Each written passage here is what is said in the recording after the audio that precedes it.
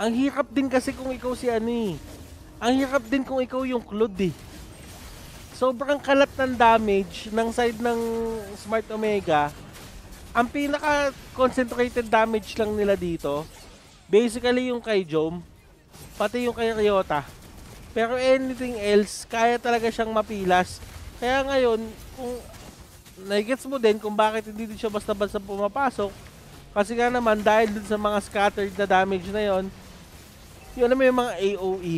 Oo. Alam mo yun, tinatamaan ka na lang ng mga ligaw na bagay, tapos hindi mo alam kung ano nangyari, pero bumababa yung buhay mo. Ligaw na ba? Wala! Isipin mo, sino ba yan? O, mag-wild charge ka bigla.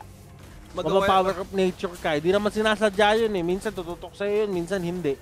Ang ganda nagiging hilad din ni Okir din sa mga Shadow Zombie. Tama nga dito yung mga ligaw na bagay na kumonekta sa kada team fight at yung mga spaces na binibigay para kay Jom. Tinutuloy lang niya yung pagsibat dito sa mga member ng RSG Philippines eh, to the point na, hala, yung buhay ko kalahati na lang at napila sila kaagad. At katulad dito yung mga team fights na extended pero sobrang sustained din ni Jom kung paano talaga siya makakuha ng kill. At 4 din na nawala dito from RSG Philippines at naging 5. Ito yung play oh, ayun oh.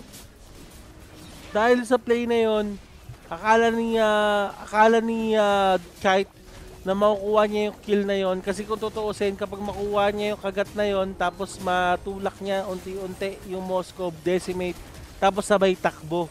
Pero dahil nga hindi na tumama yung Ashura's Wrath, ay hindi na rin talaga nag-make sense yung buong plano na yon at napasubo na doon yung Martis.